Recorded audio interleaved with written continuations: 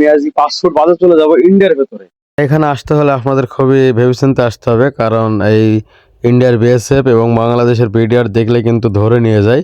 এই যে আল্লাহর ঘর মসজিদ, এখানে কিন্তু এই খালপাড়ার মানুষজন নামাজ পড়ে। গাইজ আসসালামু আলাইকুম। আমি এখন যে জায়গাটা দাঁড়িয়ে আছি আমাদের বাংলাদেশে, এবং আমি আজকে 5 ফুট বাদে চলে যাব ইন্ডিয়ার ভেতরে। তো বাংলাদেশ থেকে ইন্ডিয়ার ভেতরে যেতে আমাদের কোনো কাগজপাতি লাগবে না। আর এই যে পিলার দেখছেন 116 নম্বর পিলার, এই পিলারের উপর হলো কিন্তু ইন্ডিয়া। এই পিলারের উপর হলো ইন্ডিয়া। আপনাদের দেখায় এই যে, হ্যাঁ, 116 নম্বর পিলার, এই যে 116 নম্বর পিলার, এটা হলো ইন্ডিয়ার সীমান্ত। আর এটা হলো বাংলাদেশ, আর এটা হলো ইন্ডিয়া। তো এখন আমরা যাবো ইন্ডিয়ার ভিতরে একটা মসজিদ আছে, যে মসজিদে এই যে গ্রামটা আছে, এই গ্রামের মানুষজন নামাজ পড়ে। তো সেখানে গিয়ে আপনাদের ঘুরে দেখাবো যে আহ, মসজিদটা কেমন, কত সুন্দর। চলেন ওখানে যাওয়া যাক। এখন আমরা রওনা দিয়ে ফেললাম যে খালপাড়া গ্রামের ভেতরে যাওয়ার জন্য।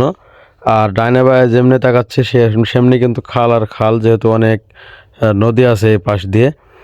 আর এই জন্যই না, এই গ্রামের নাম হচ্ছে যে খালপাড়া। এর আগে আমি একবার এসেছিলাম, তো সেরকম চিনতাম না গ্রাম অঞ্চল।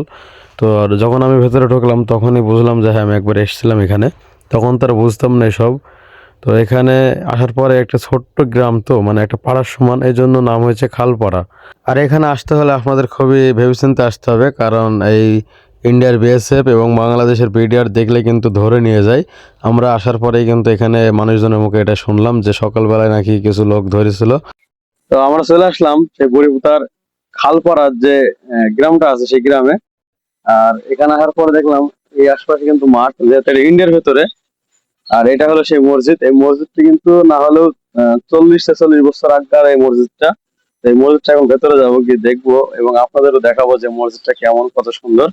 আর এই পাশটা দেখো, এই পাশটা হলো কিন্তু সবই কিন্তু ইন্ডিয়ার মধ্যে, কিন্তু আমরা এখন আছি ইন্ডিয়ার ভেতরে। আর এখন বর্তমান হলো যে আমরা যাচ্ছি, গিয়ে দেখাবো আপনাদের যে মসজিদটা কত কিরকম কি সুন্দর, এবং বিস্তারিত সবকিছু দেখাবো এই ভিডিওতে।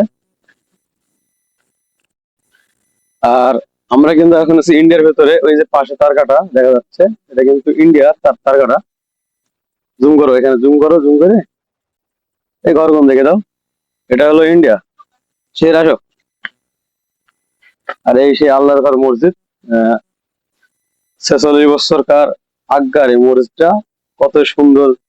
হ্যাঁ, না আসলে কখনোই বুঝতাম না। খোলা যায় নাকি?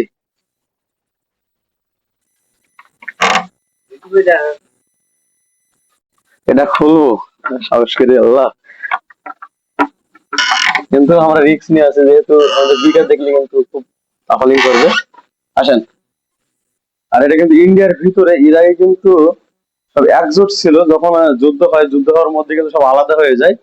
আর এখানে সবকিছুই আছে, এখানে জায়নামাজ আছে, এখানে একটা ইয়ে আছে, জায়নামাজ আছে, এখানে জায়নামাজ আছে। এবং এই যে এসব কিন্তু আমরা আগে দেখি নাই, যেহেতু এটা দিয়ে অজু করায়। আমরা আগে কিন্তু এসব দিয়ে অজু করে নাই এই পর্যন্ত। এখন অজু হয় আপনার বদনা দিয়ে। আর এটা কিন্তু আজ্ঞার যে পাতিল বলে, কি বলে এটাকে, জায়গা কিছু বলে, যারা জানেন অবশ্যই কমেন্টে বলে যাবেন। আমার এসবের নাম জানি না। পানি আছে এটার ভেতরে। আর আমরা এর ভেতরে এসেছি খুব রিস্ক নিয়ে, যেহেতু ইন্ডিয়ার ভেতরে বিডার দেখলে কিন্তু খুব সমস্যা করবে।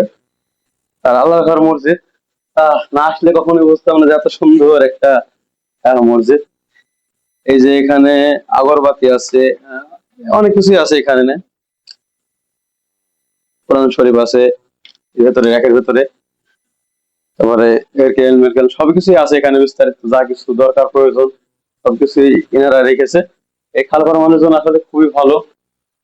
আর এই যে ঢালাটা দেখছেন, এই ঢালাটা হলো কিন্তু কোনো রডের নাই, রডের নাই, ঢালাটা হলো আপনার তালের যে ওই যে তাদের কি বলে ওটাকে, তিরপাল্লা কি বলে, কি ভালো বলে, ওটার এই ঢালাটা করা হয়েছে।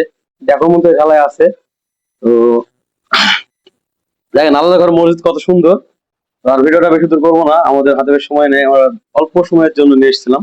তো সবাই ভালো থাকবেন, সুস্থ থাকবেন, আল্লাহ হাফেজ।